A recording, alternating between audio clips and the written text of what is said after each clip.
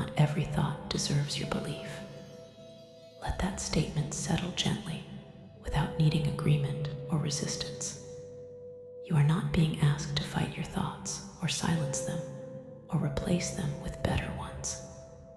You are being invited to notice a simple distinction, one that quietly changes everything. A thought is an event in the mind, not a fact about reality. Thoughts appear, reality remains. For much of life, these two become fused. A thought says something, and instantly it feels true, urgent, personal. The body reacts, emotions follow, actions begin forming. This happens so quickly that the separation is invisible. Today is about making that separation visible, not intellectually, but experientially. As you listen, you may notice thoughts arising about these words, evaluating them, comparing them, deciding whether they are useful. That is perfectly fine. Those thoughts are part of the demonstration. You can notice them without stepping inside them. Awareness does not require participation. It simply observes. Cognitive distance begins the moment you realize you can watch a thought without becoming it. The mind has been trained to treat thoughts as instructions. This training began early. Thoughts helped you learn language, social rules, danger signals, identity. Somewhere along the way, the mind learned that every thought mattered. That belief went unquestioned.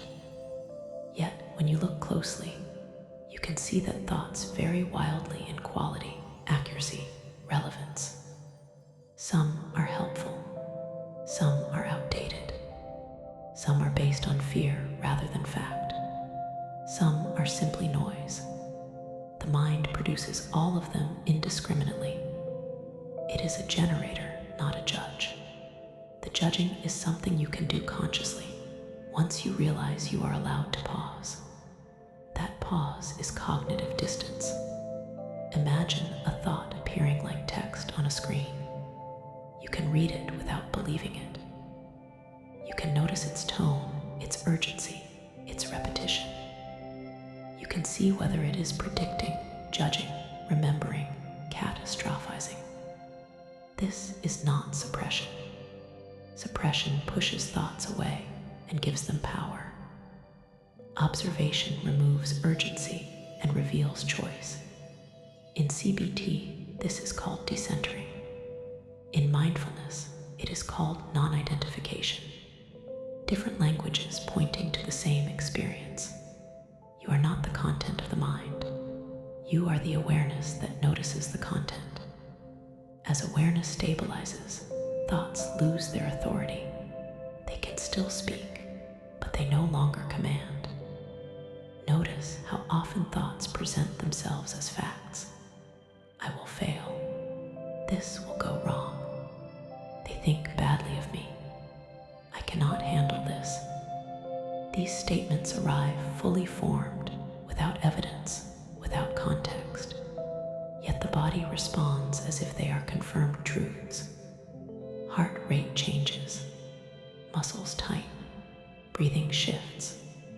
This happens because the nervous system does not distinguish between imagined threat and real threat. It responds to belief. When belief loosens, the body listens. Separating thought from reality is not about convincing yourself that everything is fine. It is about recognizing that a thought is a proposal, not a verdict. You are allowed to look at it. You are allowed to question it. You are allowed to let it pass without engagement. This is a skill, and like any skill, it develops through gentle repetition, not force. Right now, you are practicing by listening and noticing. Perhaps you can sense the difference between hearing a sound in the room and hearing a thought in the mind. Both arise, both pass. Neither requires belief. One does not define you more than the other. The mind may resist this idea, may say that some thoughts are important, that ignoring them is dangerous, that vigilance is necessary. That resistance is understandable. The mind learned that constant monitoring kept you safe. But safety now comes from discernment, not constant engagement. You are not turning the mind off. You are updating its role. Instead of being the ruler, it becomes an advisor. Advisors offer input. They do not make decisions alone. Observer awareness is what allows this shift. When you observe a thought, there is space between you and it. In that space, you can breathe, you can feel your body, you can notice the present moment. Reality exists here, not in the thought. Reality is the sensation of sitting or standing, the sound around you, the rhythm of breathing, the weight of gravity. Thoughts comment on reality, but they are not reality itself. When this distinction becomes clear, urgency fades. You may still plan, reflect, imagine, but without the emotional charge that comes from fusion. The thought can say something alarming, and you can respond with curiosity instead of fear. Is this useful? Is this true? Is this happening now? Often the answer is no, or not entirely. That answer does not require argument. It arises naturally when you are not inside the thought. The mind tends to speak in absolutes. Always, never, must, should. These words create pressure. When you hear them, you can recognize them as signals of cognitive distortion. Again, not flaws, but habits. The brain simplifies to conserve energy. It exaggerates to ensure action. In the modern world, these exaggerations often create suffering instead of safety. Awareness is the recalibration. As you continue, you may notice a sense of steadiness emerging, a feeling of being anchored somewhere deeper than the stream of thoughts. That anchor is not something you create.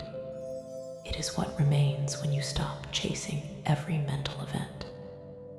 Observer awareness does not disappear when thoughts are loud. It simply notices the loudness. Even confusion can be observed. Even doubt can be observed. Even the thought, "I am not doing this right," can be seen as just another thought. This realization is liberating. There is no correct state to achieve.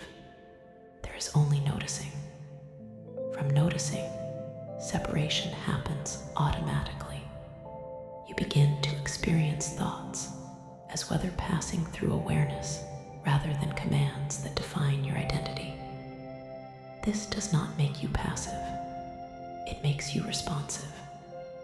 Response comes from clarity. Reaction comes from fusion. When you are fused with thought, reaction feels inevitable. When you are observing thought, response becomes possible. This is where choice lives, not in controlling the mind, but in relating to it differently. You may begin to trust yourself more, not because thoughts are quieter, but because you are no longer at their mercy. Trust comes from knowing you can witness a thought without acting on it, that you can feel an emotion without being consumed by it, that you can allow mental activity without mistaking it for reality. This trust calms the nervous system. The body senses that it does not need to mobilize for every imagined scenario. Over time, this reduces mental noise naturally, but reduction is a byproduct, not the goal. The goal is clarity. As this session comes to its natural close, you may carry with you a subtle shift, a sense that thoughts are lighter, less solid, more like suggestions floating through space. This shift may come and go. That is normal, the mind will continue producing thoughts. That is its function. Your function is awareness. Awareness does not tire. It does not need maintenance. It is always available. Each time you remember that not every thought deserves your belief, you step back into that awareness. And from there, reality becomes clearer